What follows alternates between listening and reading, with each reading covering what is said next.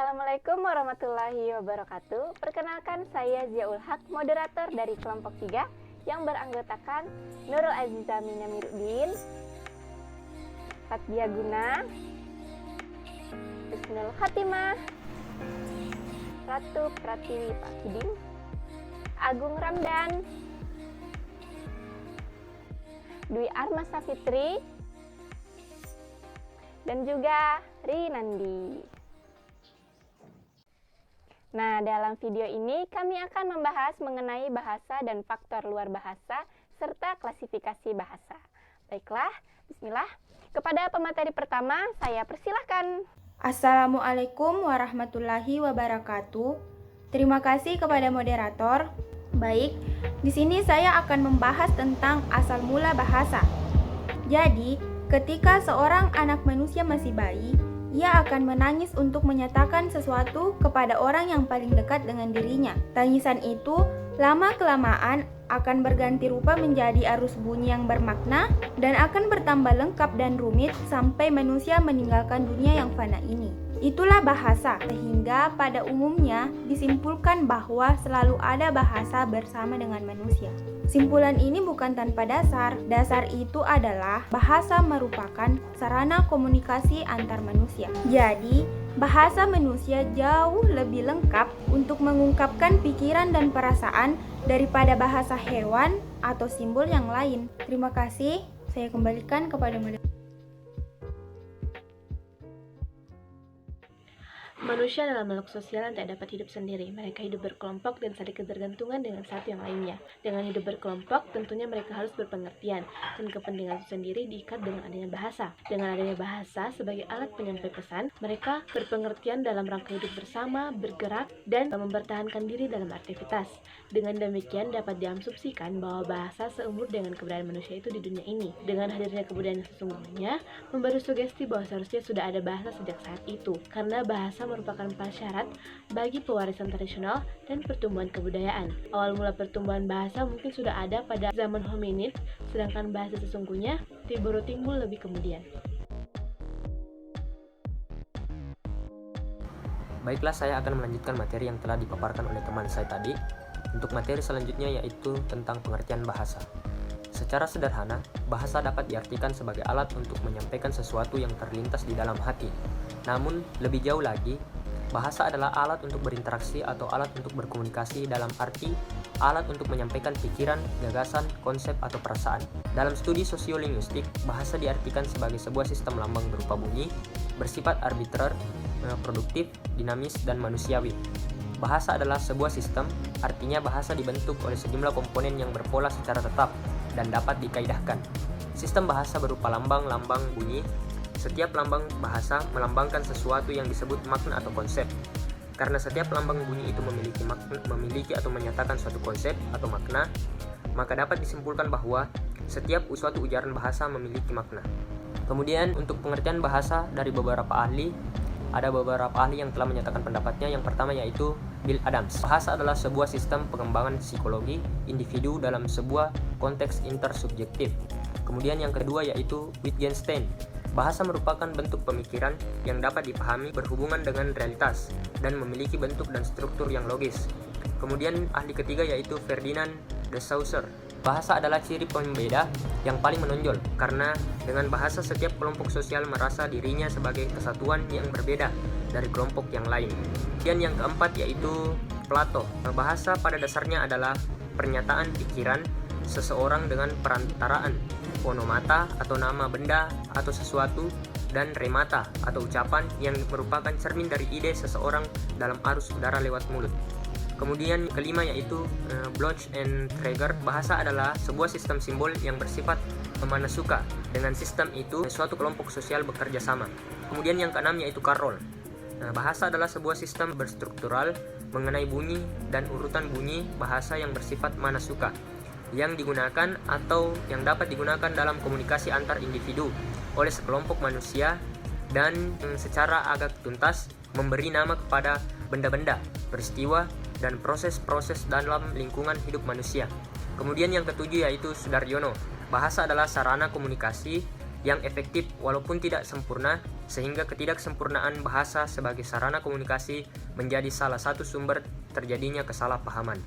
Yang terakhir yaitu MC Kerti, bahasa adalah praktik yang paling tepat untuk mengembangkan kemampuan berpikir. Dari definisi yang ditemukan oleh beberapa ahli dapat disimpulkan secara sederhana bahwa bahasa adalah alat komunikasi yang mempunyai fungsi-fungsi dan ragam-ragam tertentu. Mungkin cukup sekian yang dapat saya jelaskan. Kemudian untuk selanjutnya saya serahkan kepada teman saya untuk melanjutkan materi ini. Terima kasih.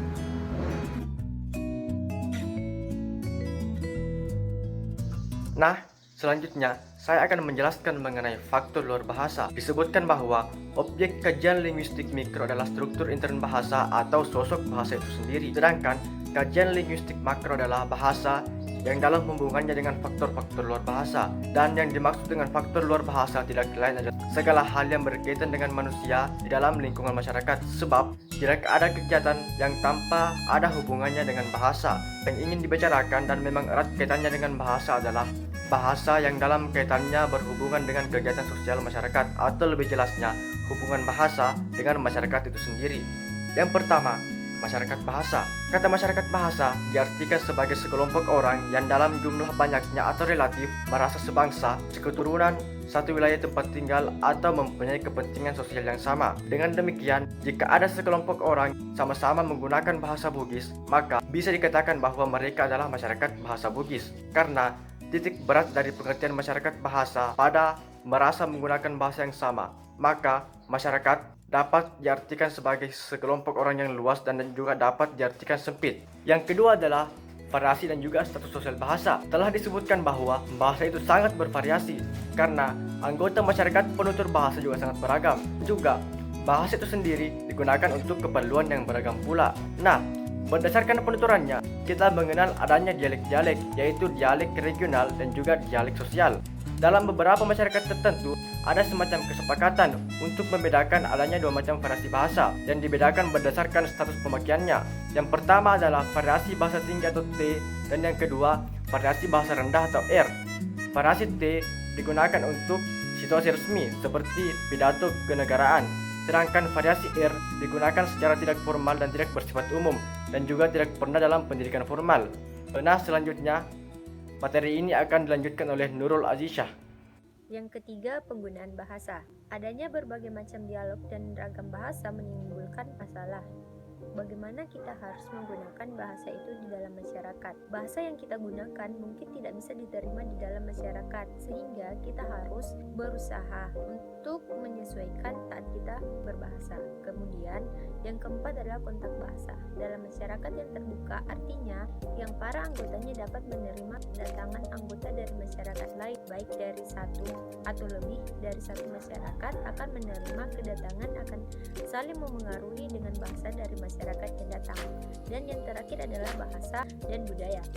Dalam sejarah linguistik, ada suatu hipotesis yang sangat terkenal mengenai hubungan bahasa dan kebudayaan ini. Bahasa itu mempengaruhi cara berpikir dan tindakan seorang anggota atau masyarakat.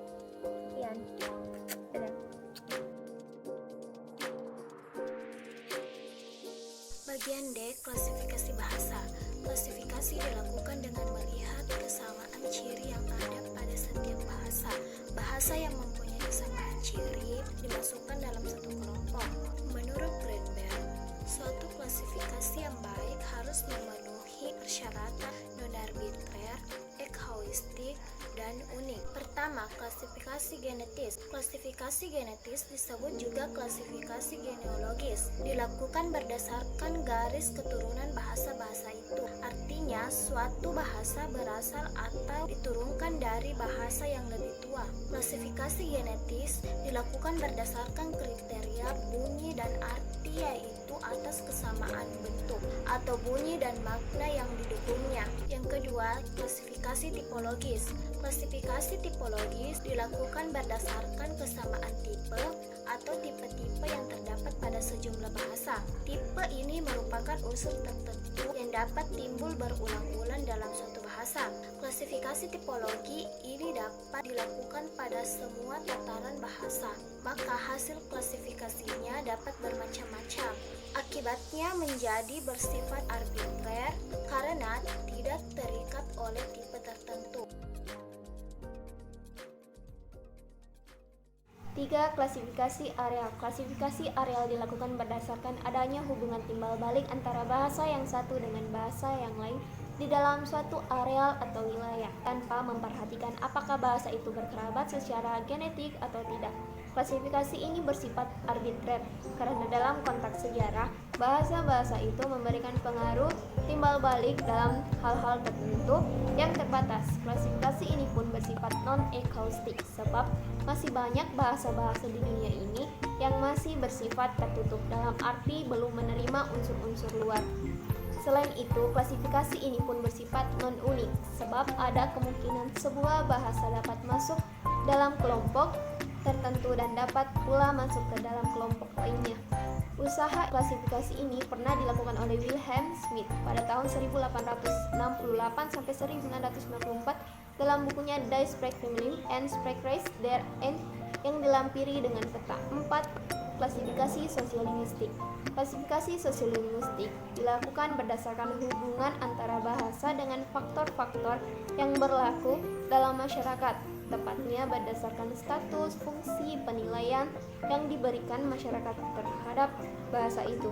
Klasifikasi sosiolinguistik ini pernah dilakukan oleh William Ashworth tahun 1962 yang dapat kita baca dalam artikelnya An Outline of Linguistic Typology for Describing Multilingualism. Klasifikasi ini dilakukan berdasarkan 4 ciri atau kriteria, yaitu yang pertama, historisitas, berkenaan dengan sejarah perkembangan bahasa atau sejarah pemakaian bahasa itu. Kedua, standarisasi, berkenaan dengan statusnya sebagai bahasa baku atau tidak baku, atau statusnya dalam pemakaian formal atau tidak formal. Ketiga, vitalitas, berkenaan dengan apakah bahasa itu mempunyai penutur yang menggunakannya dalam kegiatan sehari-hari secara aktif ataupun tidak.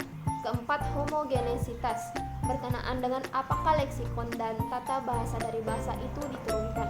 Dengan menggunakan keempat ciri di atas, hasil klasifikasi bisa menjadi eklistik, sebab semua bahasa yang ada di dunia dapat dimasukkan ke dalam kelompok-kelompok tertentu. Tetapi hasil ini tidak unik, sebab sebuah bahasa mempunyai status yang berbeda. Itu dia pemaparan materi dari teman-teman saya. Sebelum itu, saya akan memberikan kesimpulan sebagai pelengkap materi ini. Jadi, kesimpulannya, objek kajian linguistik mikro adalah struktur intern bahasa atau bentuk bahasa itu sendiri. Sedangkan faktor di luar bahasa merupakan kajian linguistik makro. Kiranya yang dimaksud dengan faktor-faktor di luar bahasa itu tidak lain daripada segala hal yang berkaitan dengan kegiatan manusia di dalam masyarakat. Karena tidak ada kegiatan yang tanpa berhubungan dengan bahasa jelasnya. Hubungan bahasa dengan masyarakat itu sangat erat kaitannya. Baiklah, bersamaan dengan berakhirnya kesimpulan tadi, kami berharap mendapatkan respon yang positif. Nah, oke, sekian, kurang dan lebihnya mohon dimaafkan. Kami mengucapkan Terima kasih. Terima kasih. Terima kasih. Terima kasih. Terima kasih. Terima kasih. Terima kasih. wassalamualaikum warahmatullahi wabarakatuh.